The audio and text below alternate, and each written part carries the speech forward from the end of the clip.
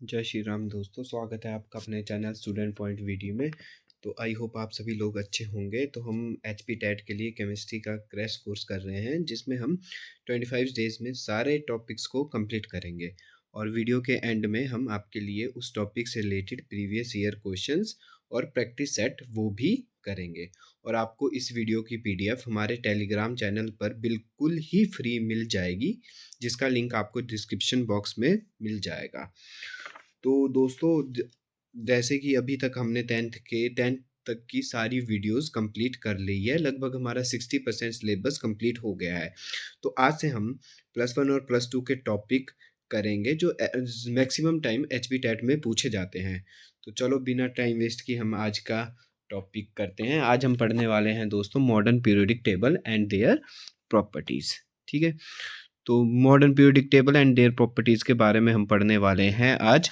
तो सबसे हम पहले पढ़ेंगे हम दोस्तों की historical development of periodic table. Periodic table हमारे पास सबसे पहले किसने डेवलप किया? तो सबसे पहले हमारे पास है डॉबरेंट्रेट्स। ठीक है दोस्तों, डॉबरेंट्रेट्स ने एक लॉ दिया था जिसको हम लॉ ऑफ ट्रेड्स भी बोलते हैं। दोस्तों क्या बोलते हैं हम? लॉ ऑफ ट्रेड्स भी बोलते हैं।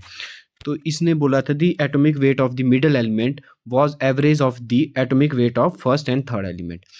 तो दोस्तों मैं एग्जांपल के साथ समझाता हूँ। जैसे कि इसने बोला था कि जो जैसे हमारे पास लिथियम है, सोडियम है और पोटाशियम है। यहाँ पे दोस्तों देख रहे होंगे आप, लिथियम, सोडियम एंड पोटाशियम। तो इसने बोला था कि लिथियम, मान लो लिथियम का हमारे पास एटॉमिक वेट, इसने किस में बात की थी? एटॉमिक वेट में। लिथियम का एटॉमिक वेट हमारे पास अगर वेट 7 है। नेक्स्ट हमारे पास सोडियम का मान लो 23 है, जिसको हम Na से डिनोट करते हैं। अगला है पोटाशियम का हमारे पास 39 है। तो इसने बोला था कि इन दोनों का सम मतलब 7 + 39 का हम एवरेज निकालेंगे अपॉन 2। तो जो हमारे पास आंसर आएगा वो हमारे पास जो हमारा सेंटर वाला एटम है उसका एटॉमिक वेट होगा। ठीक है दोस्तों, यहाँ तक सबको समझ आ गया। जैसे लिथियम का था 7, सोडियम का था 23, इन दोनों को हमने प्लस किया तो सोडियम का था हमारे पास 23 और पोटाशियम का था 39। तो हमने 7 और 39 को मतलब हमने क्या बोला था? फर्स्ट और थर्ड एलिमेंट का हमने क्या निकालना? एवरेज निकालनी। तो 7 + 39 अपॉन 2 किया तो उसका आंसर आ गया 23। तो 23 किसका एटॉमिक वेट होगा? 23 का। ये किसने बोला था? हमारे पास डॉबरेंट्रेट्स ने बोला था, और इसको हम लॉ ऑफ ट्रेड के नाम से भी जानते हैं दोस्तों। ठीक है, इसमें ये इंपॉर्टेंट है कि लॉ ऑफ ट्रेड्स किसने दिया था? डॉबरेंट्रेट्स ने दिया था, और इसने एटॉमिक वेट में बात की थी। ठीक है, नेक्स्ट हमारे पास न्यूलैंड लॉ ऑफ ऑक्टेव। ये भी दोस्तों बहुत ज़्यादा इंपॉर्टेंट है, न्यूलैंड लॉ ऑफ ऑक्टेव। इसने दोस्तों बात की थी increasing order of atomic weight के बारे में। इसको हम लॉ ऑफ ऑक्टेव के नाम से भी जानते हैं, लॉ ऑफ ऑक्टेव्स के नाम से भी जानते हैं। तो न्यूलैंड लॉ ऑफ ऑक्टेव्स ने क्या बोला था कि the element arrange in increasing order of their atomic weight और the properties of the every 8th element are similar to the one. मतलब जो हमारे पास 8वां एलिमेंट होगा उसकी प्रॉपर्टीज हमारे पास किसके बराबर होगी? जो हमारा फर्स्ट एलिमेंट था। जैसे यहाँ पे लिखा, देखो दोस्तों, देखो lithium, beryllium, boron, carbon, nitrogen, oxygen, fluorine, 1 2 3 4 5 6 7, यहाँ तक 7 तक नंबरिंग दी। तो 8th एलिमेंट क्या था हमारे पास? सोडियम। तो इसने बोला कि जो हमारे पास लिथियम और सोडियम होगा उनकी प्रॉपर्टीज क्या होगी दोस्तों? सेम होने वाली है। ठीक है, या बेरिलियम या मैग्नीशियम की प्रॉपर्टी सेम होगी। एवरी 8th एलिमेंट के बाद हमारे पास प्रॉपर्टीज क्या होगी दोस्तों? सेम होगी। ये किसने बोला था? न्यूलैंड लॉ ऑफ ऑक्टेव ने बोला था, जिसको हम लॉ ऑफ ऑक्टेव के नाम से भी जानते हैं। और इसने बात किस में की थी दोस्तों? एटॉमिक वेट में बात की थी। तो आई होप आप सभी को समझ आ गया होगा न्यूलैंड लॉ ऑफ ऑक्टेव भी। ठीक है दोस्तों, पर इसमें सबसे इम्पोर्टेंट बात याद रखना, ये क्वेश्चन प्रीवियस ईयर में भी आया था। इसने सिर्फ कैल्शियम तक ही हमारे एलिमेंट को अरेंज किया था। ठीक है दोस्तों, कहाँ तक किया था? सिर्फ कैल्शियम तक ही, डिस्कवर भी बोल सकते हैं आप या अरेंज बोल सकते हैं। तो न्यूलैंड लॉ ऑफ ऑक्टेव ने कहाँ तक किया था दोस्तों? कैल्शियम तक ही सेव किया, कैल्शियम तक ही डिस्कवर किया था। तो नेक्स्ट हमारे पास मॉडर्न पीरियोडिक टेबल। नहीं दोस्तों, उससे पहले है मेंडेला पीरियोडिक टेबल। ये बहुत ज़्यादा इम्पोर्टेंट है दोस्तों, इसने भी एटॉमिक वेट के बारे में ही हमें बताया था। तो इसने सबसे हमारे ग्रुप्स और पीरियड्स को डिस्कवर किया था कि जो हमारे पास हॉरिजॉन्टल रोज होगी वो हमारे पास पीरियड होगी, जो वर्टिकल कॉलम होगा वो हमारे पास ग्रुप होगा। दोस्तों इसने एक टर्म दी थी इका। EKA। उसके बाद ये एलिमेंट का नाम लिखता था, मान लो एल्यूमिनियम, एल्यूमिनियम, ठीक है। नेक्स्ट एलिमेंट लिखा इसने, फिर से ई का टर्म दी थी, उसका लिखा इसने सिलिकॉन। तो जो ई का टर्म थी इसकी, तो ई का टर्म का मतलब क्या था दोस्तों, इसका मतलब था, ये एक संस्कृत वर्ड है जिसका मतलब है नेक्स्ट, ठीक है दोस्तों, इसका मतलब क्या है, नेक्स्ट, ठीक है। तो इसने ई का टर्म भी दी थी, किसने दी थी, मेंडेला पीरियोडिक लॉ ने दी थी। और मेंडेला ने सिर्फ 56 एलिमेंट डिस्कवर किए थे दोस्तों। बहुत ज़्यादा इंपॉर्टेंट क्वेश्चन है, जो मैंने पिछला बताया था आपको वो भी बहुत ज़्यादा इंपॉर्टेंट है कि ये कैल्शियम तक ही, कौन सा दोस्तों, ये वाला न्यूलैंड जो लॉ है हमारा, ये सिर्फ कैल्शियम तक ही एप्लीकेबल है। और जो मेंडेला था इसने सिर्फ 56 एलिमेंट ही डिस्कवर किए थे दोस्तों। ये बहुत ज़्यादा इंपॉर्टेंट है, कई बार इसके डायरेक्ट क्वेश्चन बन जाता है इससे। तो नेक्स्ट हमारे पास मॉडर्न पीरियोडिक टेबल। सबसे पहले आता है मॉडर्न पीरियोडिक लॉ, किसने डिस्कवर किया था, वो किया था दोस्तों मुसले ने, MOSELEY, इसने सबसे पहले ये डिस्कवर किया था मुसले ने। और दोस्तों इसमें याद रखना, इसमें बात हुई एटॉमिक नंबर की। मॉडर्न पीरियोडिक टेबल कैसे अरेंज है दोस्तों, एटॉमिक नंबर। बाकी अभी तक जितने भी पीरियोडिक लॉ थे या पीरियोडिक जिसने डिस्कवर किए थे पीरियोडिक टेबल, वो सारा एटॉमिक वेट पे बेस्ड थे। पर जो हमारा मॉडर्न पीरियोडिक टेबल है वो हमारा सिर्फ एटॉमिक नंबर पे बेस है दोस्तों। इसने एक और बात कही थी कि मैजिक नंबर, इसने मैजिक नंबर की भी बात की थी कि 2, 8, 8, 18, 18, 32। ये क्या दोस्तों, एक मैजिक नंबर है, ठीक है। कई इससे भी क्वेश्चन बना था एक बार, अभी तक टैट में आ चुका है क्वेश्चन कि मैजिक नंबर क्या है। तो 2, 8, 8 दोस्तों, 2, 8, 8, फिर 18, फिर 18, फिर 32। ये भी बताऊंगा दोस्तों ये कैसे मैजिक नंबर हमारे पास ये आया। इसका मतलब है कि हमारे पास जो every the element which occur after these interval have similar property, इस इंटरवल के बाद जो भी एलिमेंट आएगा उनकी प्रॉपर्टीज क्या रहेगी, सेम रहेगी। इसलिए इसको क्या दे दिया दोस्तों, मैजिक नंबर के नाम से भी जाना जाता है कि एवरी 2 या 8 एलिमेंट के बाद जो भी एलिमेंट आएगा उसकी प्रॉपर्टीज उस पिछले एलिमेंट से सेम होगी, ठीक है दोस्तों। नेक्स्ट पढ़ते हैं हम पीरियड्स और ग्रुप्स। दोस्तों ये भी बहुत ज़्यादा इम्पोर्टेंट है, ये मैंने टेबल बना रखा है यहाँ पे, ठीक है दोस्तों। ये क्या डिस्कवर कर रहे हैं, हमारे पीरियड्स डिस्कवर कर रहे हैं, क्या दोस्तों, पीरियड्स। कितने पीरियड्स होते हैं दोस्तों हमारे पास मॉडर्न पीरियडिक टेबल में, 7 पीरियड्स होते हैं दोस्तों। ये क्वेश्चन बन जाता है कि कितने पीरियड्स टेबल है, कितने ग्रुप्स है। तो कितने पीरियड है दोस्तों, 7 पीरियड होते हैं हमारे मॉडर्न पीरियडिक टेबल में। जो हमारा फर्स्ट पीरियड होता है दोस्तों, जैसे आप यहाँ देख रहे हो, ये होता है 1s, ठीक है। और इसमें कितने इलेक्ट्रॉन भरे जाते हैं दोस्तों, 2 भरे जाते हैं। इसलिए पहला नंबर कितना आया दोस्तों, 2 आया। जो मैजिक नंबर था दोस्तों याद रखना क्या क्या था, 2, 8, 8, 18, 32, ठीक है, यस थे ना दोस्तों। तो ये याद रखना कैसे ये मैजिक नंबर आ रहा है। तो फर्स्ट जो पीरियड था हमारे पास वो क्या था दोस्तों, 2 था। 1s था, तो 1s में कितने इलेक्ट्रॉन भर जाते, 2 भर जाते, तो इसका कितने इलेक्ट्रॉन्स आए, टोटल 2 इलेक्ट्रॉन्स आएंगे, ठीक है दोस्तों। तो जो हमारे पास सेकंड पीरियड होता है वो दोस्तों सेकंड 2s से शुरू होता है। तो 2 सेकंड पीरियड में क्या क्या आते हैं दोस्तों, हमारे पास 2s आते हैं और 2p आते हैं। तो s में कितने इलेक्ट्रॉन होते हैं दोस्तों, 2, और p में कितने होते हैं, 6। तो इन दोनों को प्लस करेंगे, टोटल कितने इलेक्ट्रॉन आए दोस्तों, 8 इलेक्ट्रॉन आए। तो क्या हो गया दोस्तों, 2, 8 हो गया। अब अगला क्या था दोस्तों, फिर से 8 था। तो अगला पीरियड हमारे पास होता है दोस्तों थर्ड पीरियड। तो थर्ड पीरियड में हमारे पास आ जाते हैं 3s, 3p। दोस्तों इसमें याद रखना 3d नहीं आता, थर्ड पीरियड में कभी भी 3d इलेक्ट्रॉन नहीं आते, ठीक है दोस्तों। तो इसमें क्या क्या आते हैं, सिर्फ 3s और 3p। तो s में कितने थे, 2, p में कितने थे, 6। तो टोटल इलेक्ट्रॉन कितने हुए दोस्तों, 8 इलेक्ट्रॉन हो गए। तो हो गया ना मैजिक नंबर 2, 8, 8, ठीक है। नेक्स्ट क्या था, फोर्थ पीरियोडिक टेबल। तो फोर्थ पीरियोडिक टेबल में क्या आएंगे दोस्तों, 4s। अब 4s के बाद क्या आता है दोस्तों, 3d, 3d इसमें आता है, ठीक है दोस्तों। अगला आता है 5, 4s, 3d और 4p, ठीक है। इसमें दोस्तों 4d नहीं आता, ये याद रखना 4d नहीं आता। तो कौन कौन सा आता है इसमें, 4s, 3d और 5p। s में कितने होते हैं दोस्तों, 2, d में कितने होते हैं 10, p में कितने होते हैं 6। तो कितने बने, 10 + 6 + 2 18 आ गया 18। तो कितने आ गए हमारे पास मैजिक नंबर, 2, 8, 8, फिर था 18। नेक्स्ट क्या था दोस्तों, फिर से 18, ठीक है। तो 18 फिफ्थ पीरियड, फिफ्थ पीरियड में कौन सा आते हैं दोस्तों, 5s, ठीक है। अब आएगा, इसमें आएगा 4D हमारा, 5s 4D और 5p। तो s में कितने होते हैं दोस्तों 2, d में कितने होते हैं 10, p में कितने होते हैं 6। तो टोटल कितने हुए दोस्तों 18 इलेक्ट्रॉन। फिर से आगे 18 हमारे पास, ठीक है।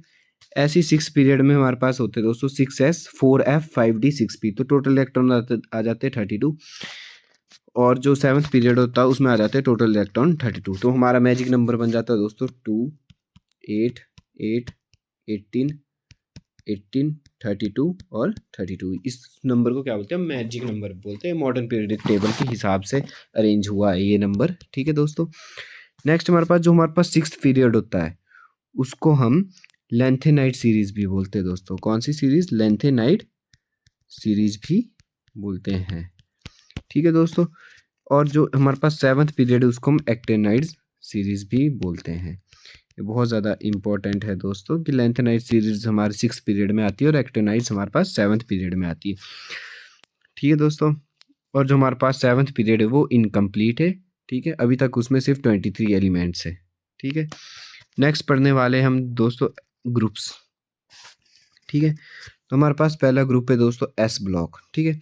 तो एस ब्लॉक कौन से होते हैं दोस्तों, जो हमारे पास अभी हम मॉडर्न पीरियडिक टेबल भी का इमेज देखेंगे तो उसमें आपको मैं बता दूंगा एस ब्लॉक किसको बोलते हैं, पी ब्लॉक किसको बोलते हैं और डी ब्लॉक किसको बोलते हैं और एफ ब्लॉक किसको बोलते हैं। तो एस ब्लॉक की जनरल इलेक्ट्रॉन कॉन्फ़िगरेशन क्या होती है दोस्तों, NS1 से लेके 2 तक। तो दो ग्रुप होते हैं, ग्रुप 1 और ग्रुप 2।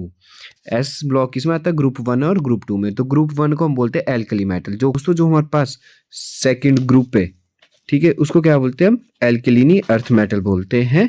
और इसकी जनरल इलेक्ट्रॉन कॉन्फ़िगरेशन क्या है दोस्तों, NS2 NP2। इसमें S में 2 इलेक्ट्रॉन होते हैं, P में 2 इलेक्ट्रॉन होते हैं। और एल्कली मेटल की जनरल इलेक्ट्रॉन कॉन्फ़िगरेशन क्या थी दोस्तों, NS2 NP1। और S ब्लॉक की जनरल इलेक्ट्रॉन कॉन्फ़िगरेशन क्या है दोस्तों, NS1 से लेके 2 तक, ठीक है दोस्तों। नेक्स्ट पढ़ने वाले हम P ब्लॉक। तो पी ब्लॉक हमारे पास कहाँ से शुरू होता है दोस्तों, 13 से लेके 18 ग्रुप तक। पी ब्लॉक कहाँ से शुरू होता है दोस्तों, 13 से लेके 18 ग्रुप तक पी ब्लॉक शुरू होता है। सबसे पहले आता है दोस्तों हमारे पास बोरोन फैमिली। ये वाली फैमिली कौन सी होती है दोस्तों, बोरोन फैमिली, जिसका ग्रुप नंबर क्या होता है दोस्तों, 13 ग्रुप होता है, ठीक है। और इसकी इलेक्ट्रॉन कॉन्फ़िगरेशन क्या होती है दोस्तों, 2s2 2p2। इसमें पी में कितने इलेक्ट्रॉन होते हैं दोस्तों, सॉरी 2 नहीं दोस्तों, कितने होते हैं इसमें, पी में होते हैं 1 इलेक्ट्रॉन, ठीक है। अगला आता है दोस्तों हमारे पास कार्बन फैमिली, ठीक है। अगला ग्रुप कौन सा, ग्रुप नंबर 14 हमारे पास दोस्तों कार्बन फैमिली है। इसकी जनरल इलेक्ट्रॉन कॉन्फ़िगरेशन होती है दोस्तों 2s2 2p2, ठीक है। अगला हमारे पास नाइट्रोजन फैमिली। इसकी जनरल इलेक्ट्रॉन कॉन्फ़िगरेशन क्या होगी, 2s2 2p3, ठीक है दोस्तों। अगला हमारे पास ऑक्सीजन फैमिली, जिसकी general electron configuration 2s2 2p4 होगी दोस्तों। और अगली हमारे पास, हाँ, ऑक्सीजन फैमिली को हम कैल्कोजन्स भी बोलते हैं दोस्तों। क्या बोलते हैं हम, कैल्कोजन्स भी बोलते हैं। और ग्रुप नंबर 16 हमारे पास ऑक्सीजन फैमिली होता है दोस्तों, याद रखना। ग्रुप नंबर 16 क्या होता है हमारे पास, ऑक्सीजन फैमिली बोलते हैं और इसको हम कैल्कोजन भी बोलते हैं। नेक्स्ट हमारे पास ग्रुप नंबर 17 हमारे पास हेलोजन फैमिली है। और ग्रुप नंबर 18 हमारे पास नोबल गैस फैमिली है। दोस्तों इसमें आपको देखना होगा कि ये जो ब्लू कलर से बने हैं ये सारे क्या है, मेटल्स है। ये सारे क्या है दोस्तों, मेटल्स है। और जो वॉयलेट कलर से बने हैं ये सारे क्या है दोस्तों, नॉन मेटल है। और जो ग्रीन कलर के ये क्या है दोस्तों, मेटलॉइड्स। मेटलॉइड्स होते हैं जो मेटल्स भी बिहेव करते हैं और नॉन मेटल्स भी बिहेव करते हैं। और जो दोस्तों रेड कलर के सारे क्या है, रेडियो एक्टिव एलिमेंट है। तो पी ब्लॉक आई होप आप सभी को समझ आ गया होगा। पी ब्लॉक की जनरल इलेक्ट्रॉनिक कॉन्फ़िगरेशन दोस्तों NS2 NP1 to 6, मतलब 1 से लेके 6 के बीच इसमें इलेक्ट्रॉन भरे जाते हैं पी में, तो इसलिए हम इनको पी ब्लॉक एलिमेंट भी बोलते हैं। और इसका ग्रुप नंबर 13 से लेके 18 तक होता है दोस्तों। तो नेक्स्ट पढ़ने वाले हैं हम डी ब्लॉक। डी ब्लॉक की जनरल इलेक्ट्रॉन कॉन्फ़िगरेशन क्या है दोस्तों, N-1 D1 to 10 और NS1 से लेके 2, ठीक है। NS1 to 2 होता है, इसमें P का कोई जिक्र नहीं दोस्तों। तो और डी ब्लॉक एलिमेंट 3 से शुरू होता है और 12 ग्रुप तक शुरू होता है। पहला दूसरा दोस्तों एस ब्लॉक था, तीसरे से लेके 12वां तक हमारे पास डी ब्लॉक है। और 13 से लेकर 18 तक हमारे पास कौन से दोस्तों, कौन से 13 से लेकर 18 तक, 13 से 18 तक हमारे पास पी ब्लॉक एलिमेंट। नेक्स्ट हमारे पास F block element. F block element की जनरल इलेक्ट्रॉन कॉन्फ़िगरेशन दोस्तों n-2, F1 से लेके 14 तक, एंड अगला n-1 D। दोस्तों इसमें याद रखना D n-1 D कितना होता है दोस्तों, 0 से लेके 1 के बीच होता है। कई जगह ऑप्शन में 1 से 2 भी होता है, पर इसमें कहाँ से होता है, 0 से लेके 1 तक होता है। और अगला NS2। तो दोस्तों इसमें इलेक्ट्रॉन कॉन्फ़िगरेशन बहुत ज़्यादा इंपॉर्टेंट है, तो आई होप इसको आप याद कर लोगे तो ज़्यादा अच्छा होगा। ठीक है दोस्तों, तो डी ब्लॉक भी हो गया, एफ ब्लॉक भी हो गया। अब हम मॉडर्न पीरियोडिक टेबल की कुछ इमेज देखेंगे। ठीक है दोस्तों, तो ये वाले ग्रुप, ये वाला जो हमारे पास, जो हमारे को थोड़ा पिंक से कलर में दिखाई दे रहा है, ये क्या है हमारे पास, एस ब्लॉक एलिमेंट है दोस्तों। और ये वाले सारे क्या है दोस्तों, हमारे पास पी ब्लॉक एलिमेंट है। ठीक है दोस्तों, और जो ब्लू में दिखाई दे रहे दोस्तों, ये सारे हमारे पास क्या है, जिसको हम ट्रांजिशन एलिमेंट भी बोलते हैं। एक और बात याद रखना दोस्तों, कि जो हमारे पास डी ब्लॉक एलिमेंट है उसे हम ट्रांजिशन एलिमेंट भी बोलते हैं। ठीक है दोस्तों, डी ब्लॉक एलिमेंट को क्या बोलते हैं, हम ट्रांजिशन एलिमेंट भी बोलते हैं, जो कि हमारे 3 से लेके 12 ग्रुप तक होता है। ठीक है दोस्तों, ट्रांजिशन एलिमेंट बहुत ज़्यादा इंपॉर्टेंट है। कई बार ऐसे बोल देते हैं कि which metal is called a transition element, या which group is called a transition element, कुछ भी आ सकता है दोस्तों। तो हमेशा याद रखना, D block element is always also called a transition element. ठीक है दोस्तों, और जो हमारे पास लैंथेनाइड और एक्टिनाइड से एक बात और ध्यान रखेंगे दोस्तों, यहाँ से भी क्वेश्चन बन जाता है कि जो हमारे पास लैंथेनाइड्स है, ये कहाँ से शुरू होता है दोस्तों, 57 से शुरू होता है। लैंथेनाइड्स कहाँ से शुरू होते हैं, 57 से। और एक्टिनाइड्स कहाँ से शुरू होते हैं दोस्तों, 89 से शुरू होते हैं। एटॉमिक नंबर है 57, एटॉमिक नंबर से हमारे पास लैंथेनाइड्स शुरू होते हैं कहाँ तक, 70 तक। 57 से 70 हमारे पास लैंथेनाइड्स शुरू होते हैं। और एक्टिनाइड्स कहाँ से शुरू होते हैं दोस्तों, 89 से लेके 102 तक हमारे पास एक्टिनाइड्स शुरू होते हैं। और डी ब्लॉक एलिमेंट को हम ट्रांजिशन एलिमेंट भी बोलते हैं। एस ब्लॉक फर्स्ट ग्रुप को हम एल्कली मेटल बोलते हैं, सेकंड ग्रुप को दोस्तों हम एल्काइलिन अर्थ मेटल बोलते हैं। ये वाले हमारे पास जो येलो कलर में, ये हमारे पास पी ब्लॉक एलिमेंट है दोस्तों। ठीक है, और जो हमारे पास ये दोस्तों जिग जैग जैसी लाइन बनी है, ये हमारे पास क्या है दोस्तों, मेटलोइड्स है। ये जो हमारे पास जिग जैग जैसी लाइन बनी है, ये हमारे पास क्या है दोस्तों, मेटलोइड्स भी। और मेटलोइड्स मैंने दोस्तों यहाँ भी अभी आपको बताए थे कि मेटलोइड्स किसको बोलते हैं। ये देखो दोस्तों, जो ग्रीन में है, boron, silicon, germanium, arsenic, antimony और टेलियम, ये दोस्तों कैसे हमारे पास मेटलोइड्स है। इसकी ट्रिक भी आप याद कर सकते हैं कि बच्चे, ये बी से क्या बना है दोस्तों, बच्चे, सीता, गीता, आज सब टेरिस पे। दोस्तों ट्रिक याद रखेंगे आप, क्या ट्रिक बनेगी इसकी, बच्चे, सीता, गीता, आज सब टेरिस पे। ठीक है दोस्तों, ये जो हमारे पास एलिमेंट है, बच्चे, सीता, गीता, आज सब टेरिस पे, ये सारे क्या है दोस्तों, मेटलोइड्स है। तो आई होप आप सभी को याद रहेंगे मेटलोइड्स किसको बोलते हैं दोस्तों। तो मॉडर्न पीरियोडिक टेबल भी आप सभी को याद होगा। लैंथेनाइड हमारे पास 57 से शुरू होते हैं, 70 तक शुरू होते हैं। एक्टिनाइड्स हमारे पास 89 से शुरू होते हैं और 102 तक शुरू होते हैं। तो नेक्स्ट पढ़ने वाले हम फिजिकल प्रॉपर्टीज दोस्तों, ये ध्यान से पढ़ना। फिजिकल प्रॉपर्टीज से क्वेश्चन आता है दोस्तों जितना भी हमने अभी तक कंटेंट करेंगे, वो अभी तक 2010 से लेके 2022 तक जितने भी टैट हुए, उसको उन सबको पढ़ के मिलाया गया है। तो दोस्तों हम पढ़ने वाले हैं फिजिकल प्रॉपर्टीज। तो सबसे पहले पढ़ेंगे हम एटॉमिक रेडियाई। तो एटॉमिक रेडियाई क्या होता है दोस्तों, एटॉमिक रेडियाई होता है the distance from the centre of the nucleus to the outermost shell of the electron. कि सेंटर ऑफ द न्यूक्लियस से लेकर आउटरमोस्ट शेल ऑफ इलेक्ट्रॉन तक जो डिस्टेंस होता है, उसको हम क्या बोलते हैं, एटॉमिक रेडियाई बोलते हैं। जैसे मान लो दोस्तों, ये क्या हमारे पास न्यूक्लियस है, ठीक है, ये हमारे पास ये जो डॉट जैसा ये न्यूक्लियस है, जो दोस्तों मैं समझाता हूँ आपको कि जो हमारे पास ये देखो दोस्तों, ये हमारे पास न्यूक्लियस है। पिंक कलर में क्या बनाया मैंने, न्यूक्लियस बनाया दोस्तों। ये हमारे पास बाहर के शेल है, ये हमारे पास एल शेल है मान लो। और इलेक्ट्रॉन मान लो, अगर इलेक्ट्रॉन्स हमारा यहाँ जैसे हैं, इलेक्ट्रॉन्स कहाँ है, यहाँ जैसे हैं। तो दोस्तों जो न्यूक्लियस से इलेक्ट्रॉन के बीच दूरी होगी, उसको हम क्या बोलेंगे दोस्तों, एटॉमिक क्या बोलेंगे, रेडियाई बोलेंगे। ठीक है दोस्तों, तो हमारे पास एटॉमिक रेडियाई पीरियड से डिक्रीज होता है। पीरियड्स में जब हम लेफ्ट टू राइट जाते हैं दोस्तों, कैसे लेफ्ट टू राइट जब हम जाते हैं तो एटॉमिक रेडियस क्या होता है दोस्तों, डिक्रीज होता है।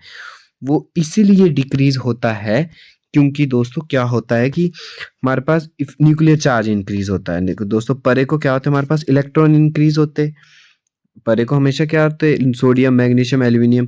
तो सोडियम में 11 इलेक्ट्रॉन है, मैग्नीशियम 12 इलेक्ट्रॉन होते हैं, एल्यूमिनियम परे को क्या होते हैं दोस्तों, इलेक्ट्रॉन इंक्रीज होते हैं। तो एक न्यूक्लियस पहले 11 इलेक्ट्रॉन को खींच रहा था, अब कितने इलेक्ट्रॉन को खींच रहा है, 13 इलेक्ट्रॉन को खींच रहा है। तो ये चार्ज बढ़ गया। अगर वो चार्ज, टोटल चार्ज क्या हो गया दोस्तों, बढ़ गया, पॉजिटिव नेगेटिव चार्ज बढ़ गया, उसको हम क्या बोलते हैं, इफेक्टिव न्यूक्लियर चार्ज बोलते हैं। जिसकी वजह से चार्ज बढ़ जाता है। तो ये क्या हो जाता है दोस्तों, चार्ज बढ़ने की वजह से जो हमारे पास साइज होता है वो क्या होता है, डिक्रीज होना शुरू हो जाता है। इसलिए अलोंग द पीरियड हमेशा साइज क्या होता है दोस्तों, डिक्रीज होता है। और जब हम जैसे डाउन द ग्रुप, जब नीचे को आते हैं हम, तो हमेशा एटॉमिक रेडियस क्या हो जाता है, इंक्रीज हो जाता है। क्यों दोस्तों, पहले देखो, मान लो पहला हाइड्रो सोडियम था, वो के और एल शेल में कर रहा था, के और एल शेल में बिलोंग कर रहा था। अगर हम नीचे को आएंगे दोस्तों, तो क्या होगा कि शेल शेल बढ़ जाएगा, शेल बढ़ जाएगा तो ये बढ़ गया, मान लो शेल बढ़ गया। तो पहले दोस्तों एटॉमिक रेडियस कहाँ तक था, यहाँ तक था, के से एल तक, शेल तक एटॉमिक रेडियस था। अब कहाँ तक है दोस्तों, एम तक एटॉमिक रेडियस। तो रेडियस क्या होता है हमेशा, तो एटॉमिक नंबर बढ़ेगा, एटॉमिक नंबर बढ़ेगा तो न्यूक्लियस से दूर जाएंगे, न्यूक्लियस से दूर जाएंगे तो एटॉमिक रेडियस भी बढ़ेगा ही बढ़ेगा। नेक्स्ट दोस्त हमारे पास आयोनिक रेडियस, इससे क्वेश्चन बनता है, तो इसे ध्यान से पढ़ना दोस्तों कि आयोनिक रेडियस क्या होता है कि जितना न्यूक्लियस एक आयंस को खींच पा रहा है उसके बीच का रेडियस जो होगा उसको हम क्या बोलते हैं दोस्तों, आयोनिक रेडियस बोलते हैं। तो हमेशा ionic radius along the period क्या होता है दोस्तों, डिक्रीज होता है, और अलोंग द ग्रुप क्या होता है, इंक्रीज होता है। ठीक है दोस्तों।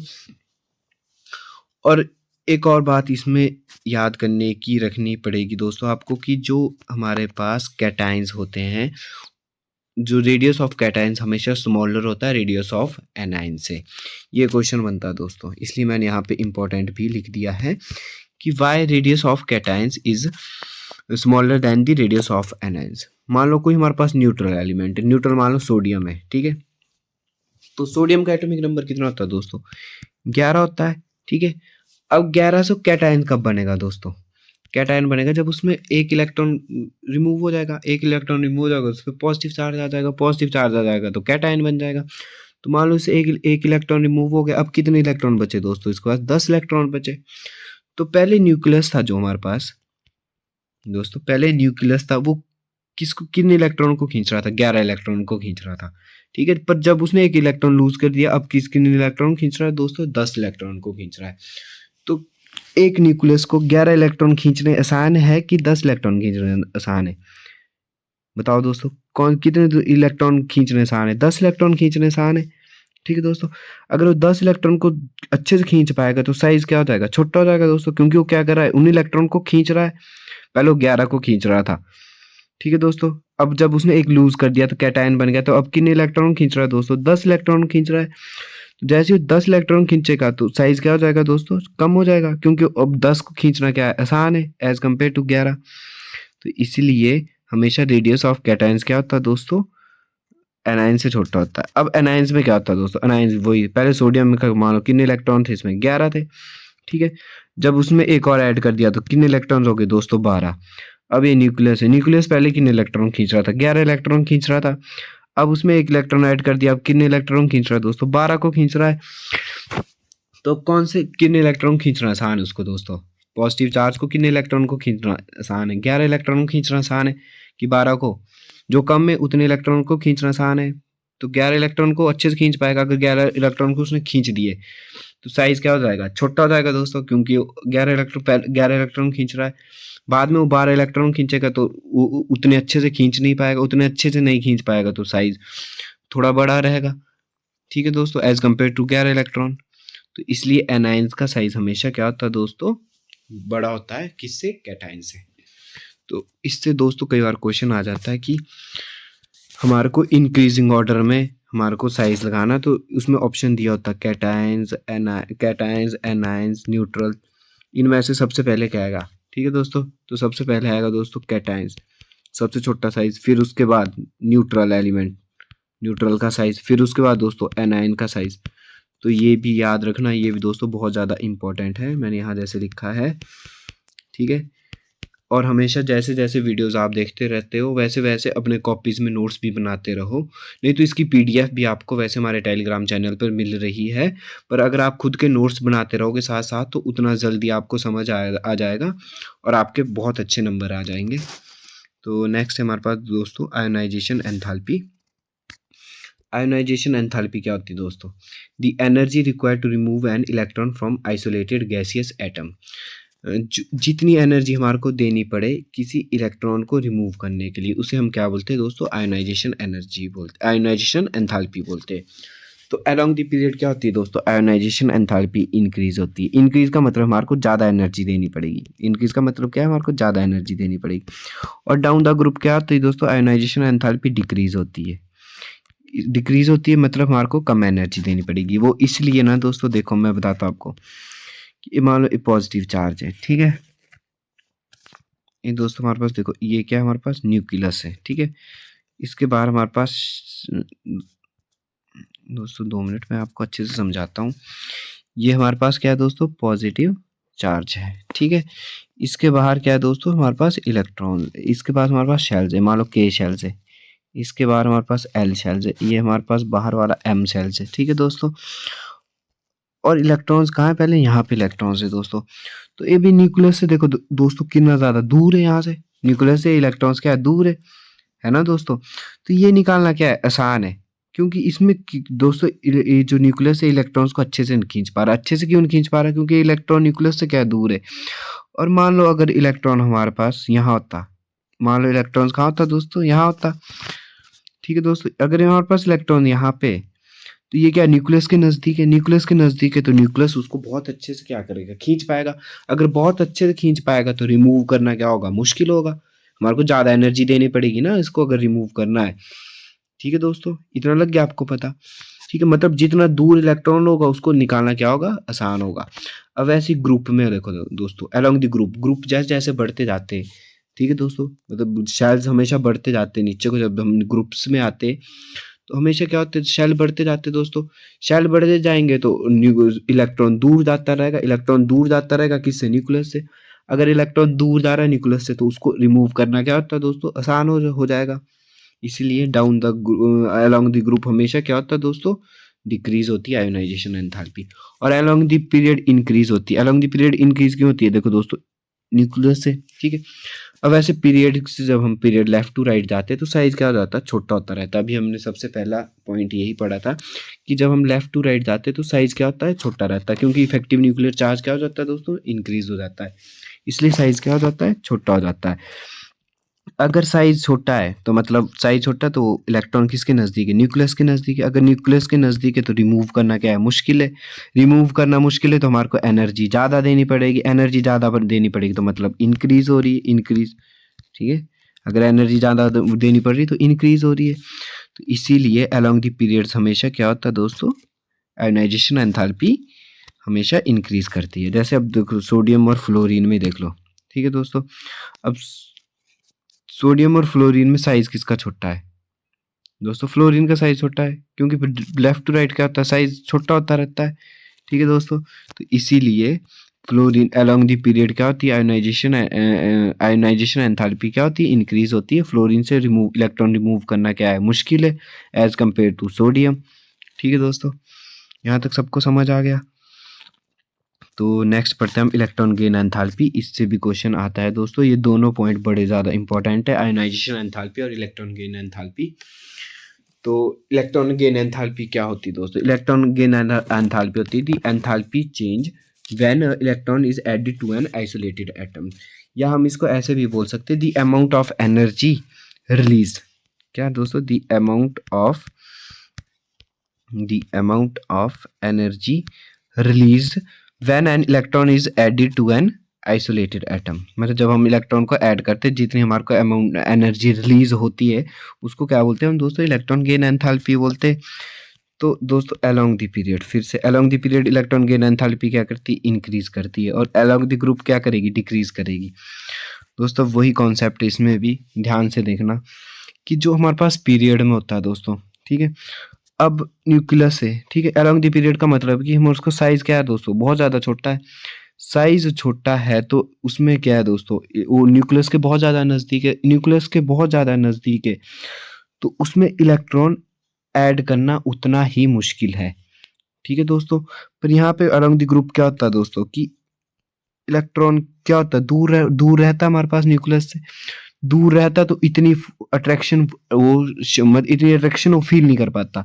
ठीक है, अगर वो अट्रैक्शन नहीं फील कर पा रहा है उसमें, तो इलेक्ट्रॉन ऐड करना भी आसान है। इलेक्ट्रॉन आसान ऐड करना आसान है, तो अलोंग द ग्रुप क्या होगी दोस्तों, इलेक्ट्रॉन गेन एंथैल्पी डिक्रीज होगी क्योंकि कम एनर्जी निकलेगी। ठीक है दोस्तों, जब हम इलेक्ट्रॉन को ऐड करेंगे तो इलेक्ट्रॉन ऐड करना आसान हो जाएगा, ऐड करना आसान है तो एनर्जी क्या होगी, कम निकलेगी।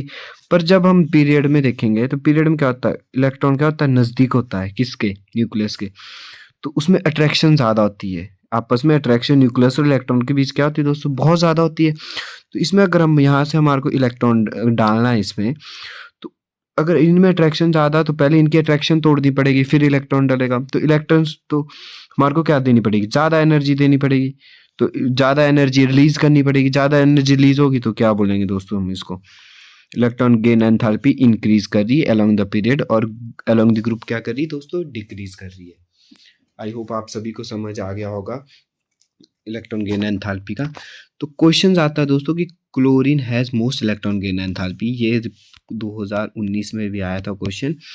ठीक है दोस्तों, टैट का ही क्वेश्चन है कि फ्लोरीन और क्लोरीन में सबसे ज़्यादा इलेक्ट्रॉन गेन एंथैल्पी किसकी दोस्तों, क्लोरीन की। ठीक है, होनी एक्सेप्शनल है दोस्तों, ये ध्यान रखना। यहाँ पे देखो मैंने यहाँ पे लिखा भी है कि इलेक्ट्रॉन गेन एंथैल्पी या इलेक्ट्रॉन गेन अफिनिटी से भी आता है दोस्तों, कई जगह अफिनिटी लिखा होता है।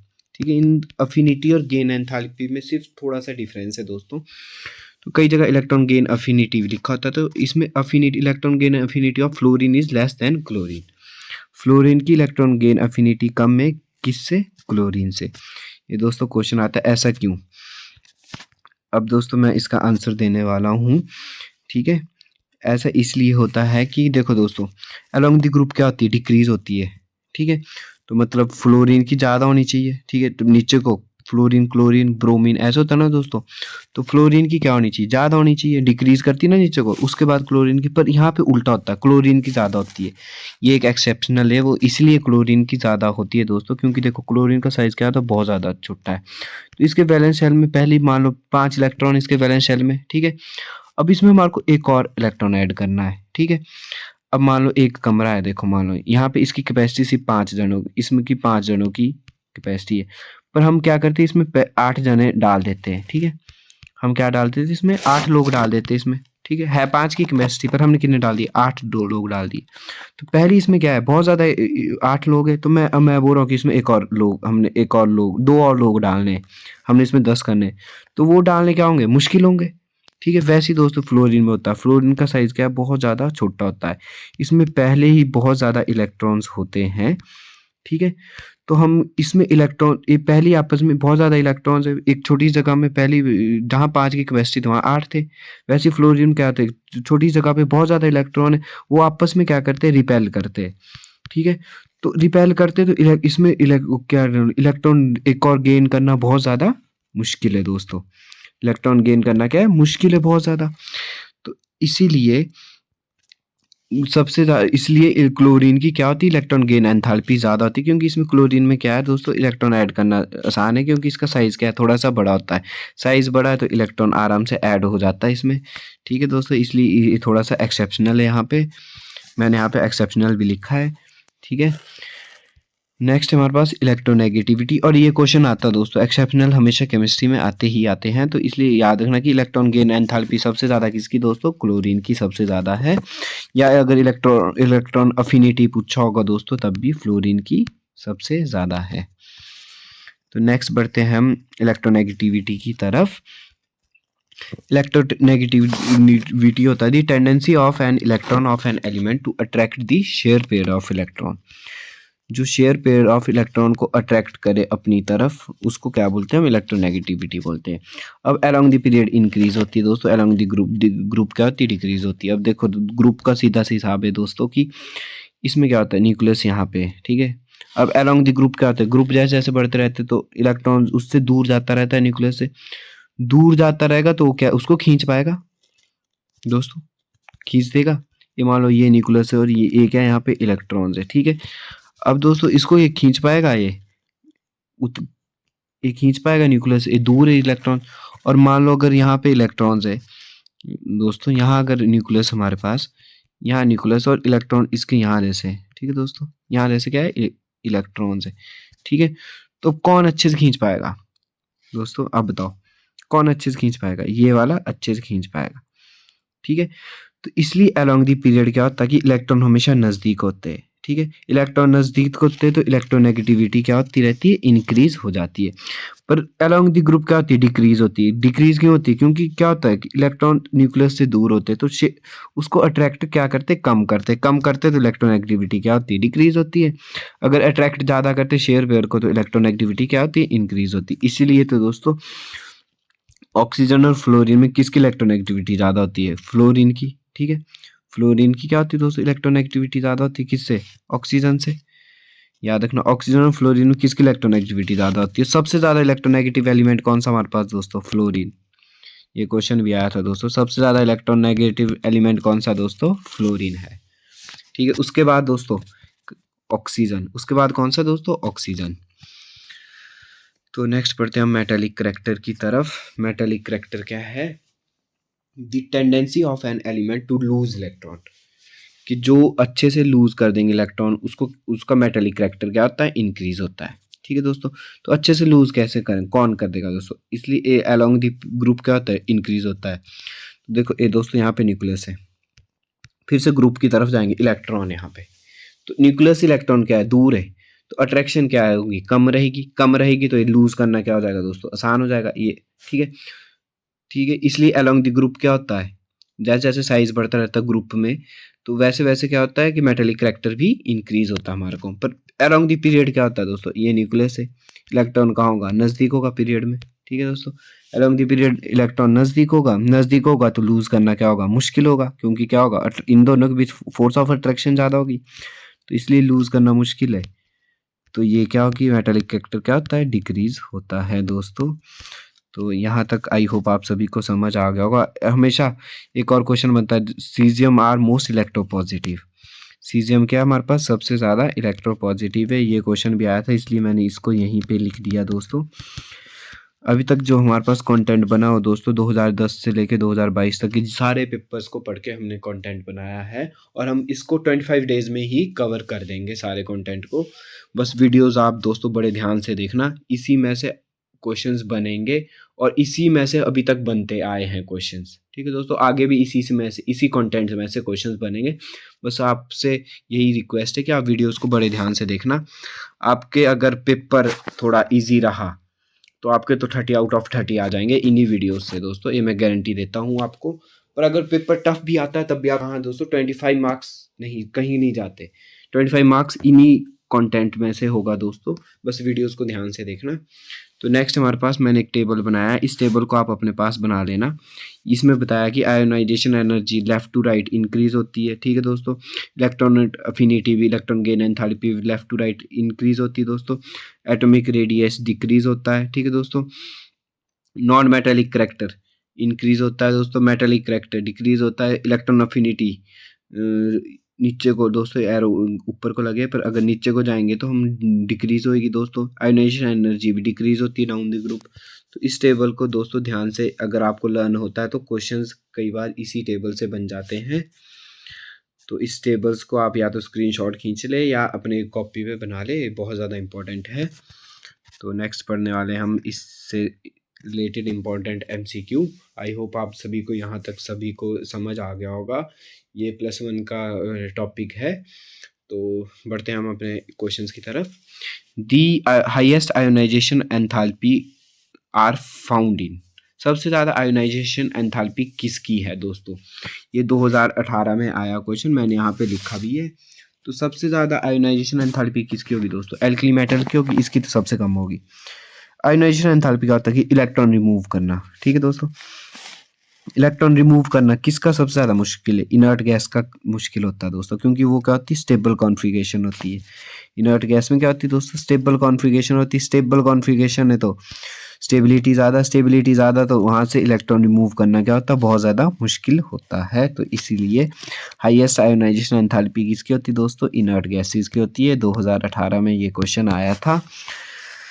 नेक्स्ट हमारे पास कि the element with atomic number 117 is if discovered will be placed. अगर एटॉमिक नंबर एलिमेंट कोई डिस्कवर करते हैं हम जिसका एटॉमिक नंबर 117 है तो उसको हम कहाँ रखेंगे दोस्तों, उसको रखेंगे हम हैलोजन फैमिली में। ठीक है दोस्तों, ये याद रखना, उसको हम कहाँ रखेंगे, नोबल गैस में हम उसको कभी रख नहीं सकते, एल्कली और एल्काइल इन अर्थ मेटल में भी उसको हम कभी नहीं रख सकते दोस्तों। तो इसका आंसर, राइट आंसर क्या है, हैलोजन फैमिली।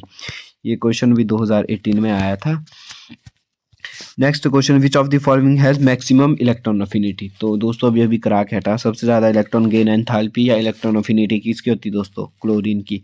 फ्लोरीन मत करना इसका आंसर दोस्तों, इसका आंसर है क्लोरीन। ये क्वेश्चन भी 2019 मेडिकल वालों को आया था कि 2020 मेडिकल वालों को आया था, बट आया था ये वाला क्वेश्चन भी दोस्तों। नेक्स्ट हमारे पास typical element belongs to. Typical elements कौन से होते हैं दोस्तों, टिपिकल एलिमेंट्स होते हैं जो हमारे पास ट्रांजिशन एलिमेंट्स होते हैं। ठीक है, कौन से एलिमेंट, ट्रांजिशन एलिमेंट। तो ट्रांजिशन एलिमेंट कौन से पीरियड में होते हैं दोस्तों, थर्ड पीरियड में। तो इसका आंसर कहाँ से बिलोंग्स करते हैं, और थर्ड पीरियड में बिलोंग करते हैं।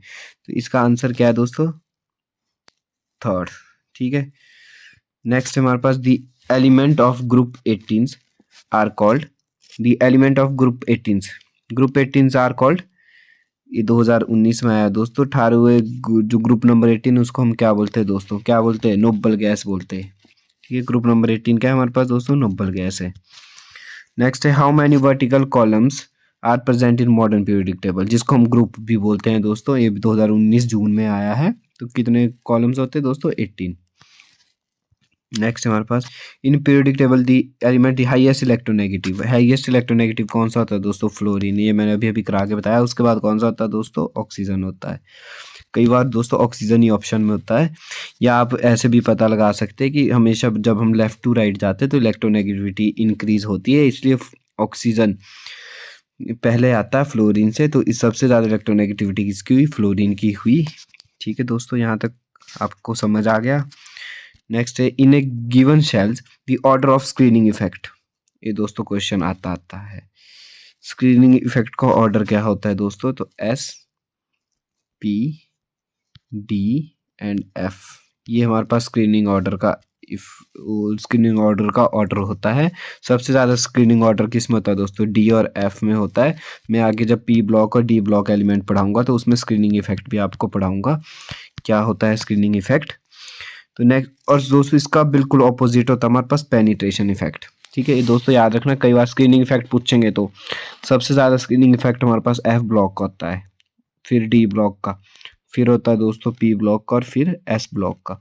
और अगर पेनिट्रेशन इफेक्ट बोलेंगे तो सबसे ज़्यादा होता है S ब्लॉक का, फिर P ब्लॉक का, फिर D ब्लॉक का, और फिर F ब्लॉक का। ये दोनों क्वेश्चन बन जाते हैं दोस्तों। तो नेक्स्ट है आपका क्वेश्चन ऑफ द डे। तो क्वेश्चन ऑफ द डे है, the ionisation energy decreases on moving down the group. कि जब आयोनाइजेशन एनर्जी क्या होती है, डिक्रीज होती है डाउन द ग्रुप।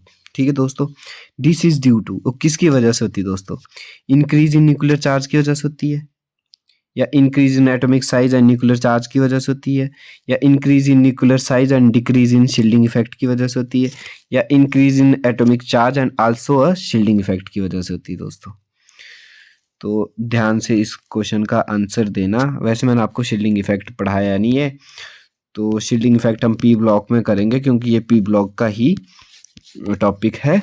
तो इसमें सिर्फ हम जनरल प्रॉपर्टीज पढ़ रहे थे मॉडर्न पीरियोडिक टेबल की, पर क्वेश्चंस शील्डिंग इफेक्ट से भी है। इसमें शील्डिंग इफेक्ट का भी थोड़ा सा रोल होता है दोस्तों। तो इसका आंसर आप कमेंट बॉक्स में देना। तो आई होप आप सभी को यहाँ तक वीडियो समझ आई होगी।